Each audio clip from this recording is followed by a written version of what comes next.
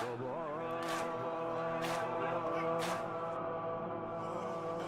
والوں ایسی قیامت شام قریب آ گئی تھی کہ زینب بچوں کو شمار کر رہی تھی مگر بچے پھر نہیں رہے تھے، ایسے بکھر گئے تھے جیسے تصویر ٹوٹ جائے اور دانے بکھر جائے. بابا یه گوشه خواب بودم خیلی آروم، ولی پیچید تو گوشم صداشو نمی بردن اگه گوشواره هامون خودم می بخشیدم به دختراش. من بچه تو هم نمی بردن خودم هم بهش میدادم. گذشت و گم شدم توی بیابون، بچم گم شد آخه از غافله جا مونده بودم. یکی اومد برم گردون بابا، ولی کاشکی همونجا مونده بود. بابا بد اخلاقن چقدر مردای شامی، به جای قلب سنگ تو دلاشون، با این دستای سنگینی که دارن دلم میسوزه واسه بچه هاش. یه جوری زد چشام تار هنوزم، یه جوری زد آی آی آی قدم از درد خمون، جای دستش یکم بهتر شد اما جای انگشترش رو صورتم.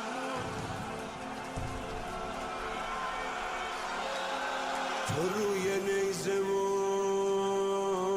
من روی ناقه، تو چشمات باز و من دستام بسته. چقدر شکل همین بابا نگاه کن، منم مثل تو دندونم. به ما آسمون میگفت شمع شمع سون منی، یاد عموم بخیر که تو مثل عمو جون منی.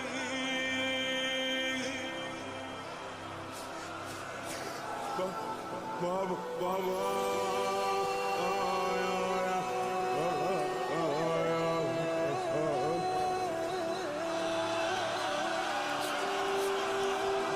میگم به داد بچه برس به حق و حق افتاد.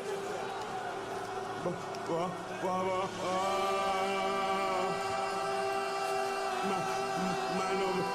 ببر،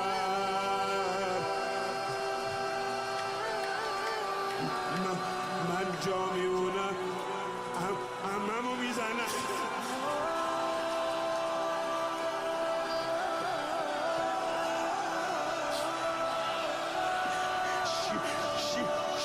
شیرین زبونی تموم شد.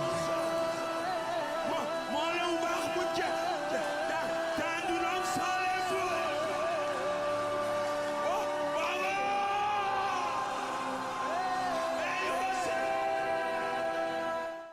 آج کی رات شب عاشور کا دن ہے. عاشور کا دن وہ ہے جس دن امام حسین علیہ السلام جن کا یہ تعزیہ رکھا جاتا ہے. یہ 1400 سال پہلے کربلا عراق ایک دیش ہے اس دیش میں ایک جگہ ہے کربلا،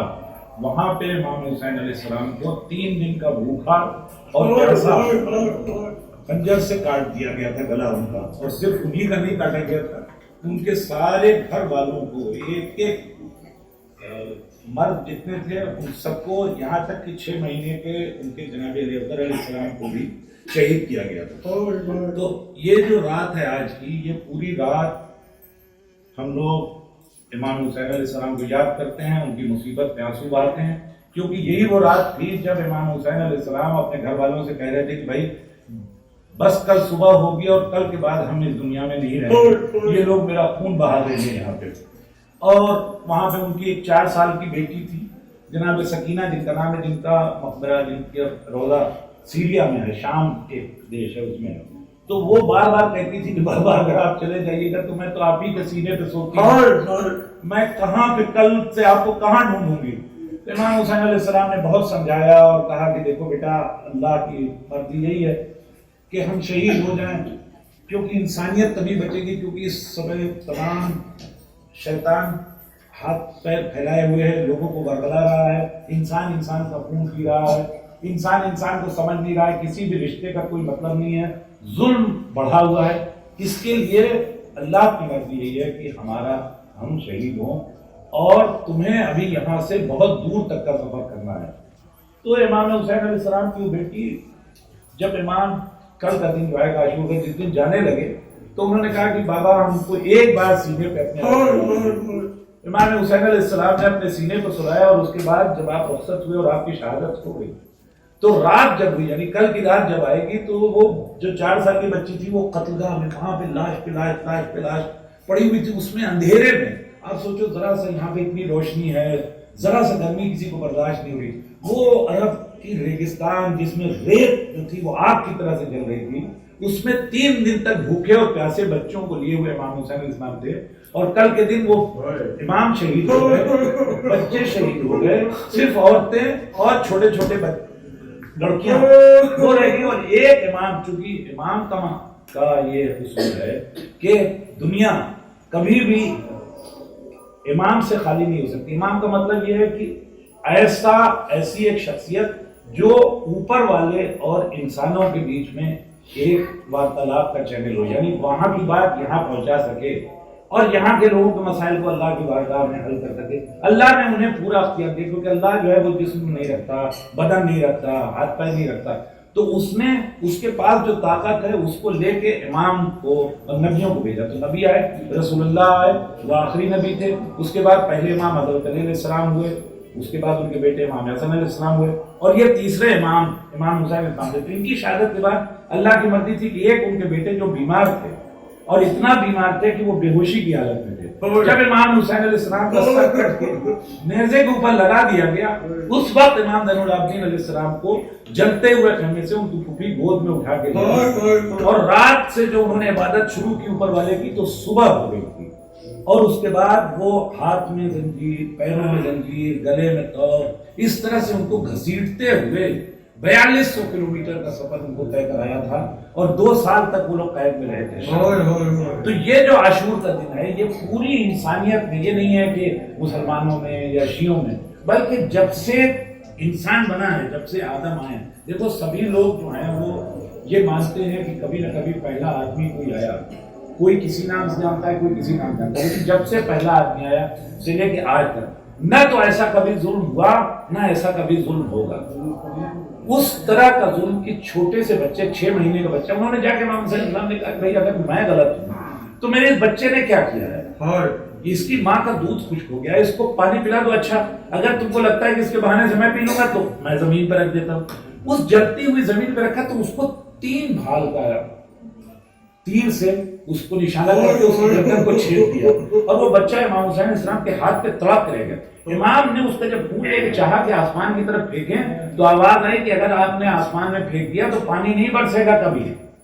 اور زمین کی طرف پھینکا تو زمین کی آواز آئی کہ کبھی بھی اگر اس بچے کا خون زمین پہ گر گیا تو ہم اناج نہیں پیدا کریں گے کبھی۔ اتنی بڑی قربانی امام حسین علیہ السلام نے دی۔ یہ کسی ایک کے امام نہیں ہے، یہ کائنات کے امام ہیں، یہ پرندوں کے امام ہیں، یہ چرندوں کے امام ہیں، جتنی بھی چیز پیدا ہوئی ہے ان سب کے امام ہیں۔ اور آپ نے اس بچے کے خون اپنے چہرے کے اوپر ملا اور اس کے بعد آپ خیمے میں گئے اور اس بچے کو جو لے جا کر کے لاش کو اس کی ماں کو دیا ہے، تو آپ لوگ سوچو کہ ان کی ماں کا کیا حال ہوا ہوگا، کس طرح سے وہ تڑپتی ہوں گی اور کیا ان کی کیفیت ہوئی ہوگی۔ تو اس طرح کے مصائب اور ایسی پریشانی امام حسین علیہ السلام نے اٹھائی، اور انہی کی اس مصیبت اور پریشانی کو یاد کرنے کے لیے ہم لوگ سب آتے ہیں، آپ لوگ بھی آتے ہیں، سب لوگ ان سے تمنا مانگتے ہیں، کیونکہ اللہ نے ان کو یہ اختیار دیا ہے کہ وہ تمنائیں آرزویں ہماری مراد کو پورا کرتے ہیں۔ سب کی مراد پوری ہوتی ہے، ہم لوگ تو بلاتے نہیں ہیں کسی کو، سب لوگ اپنے پریم شردھا صحت سے آتے ہیں۔ آئیے آپ لوگ، اور اللہ سب کو اچھا رکھے، صحت تندرستی کے ساتھ رہیں، سب کے بچے پڑھے لکھیں بڑے ہوں اور کامیاب ہوں، اور سب لوگ خوش رہے، سب آباد رہیں، کوئی بیماری کوئی دکھ ہمارے گاؤں میں ہمارے دیش میں کبھی بھی نہ ہو، ہمارا دیش آگے بڑھے، ہمارا گاؤں آگے بڑھے، ہمارے چھیتر آگے بڑھے۔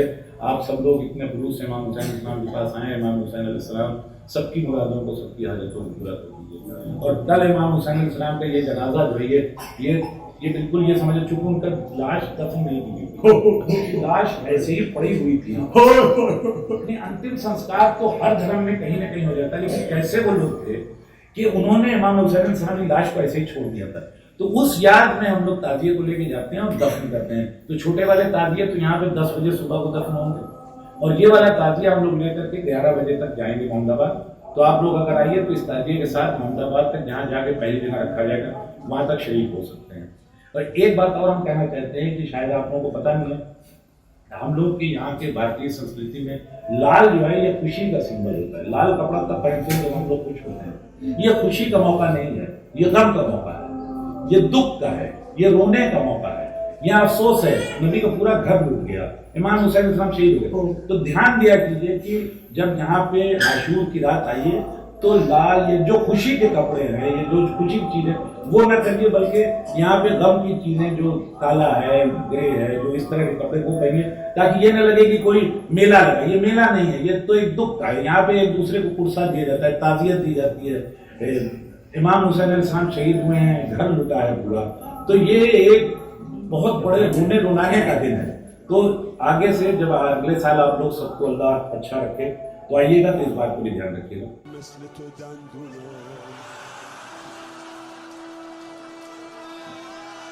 به ما آسمون میگفت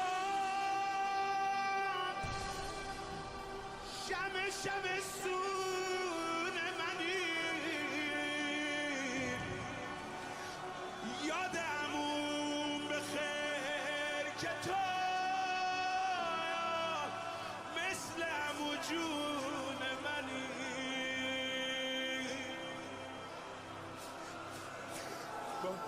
بابا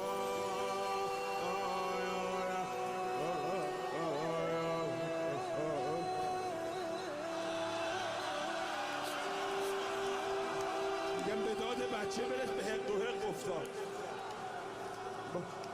بابا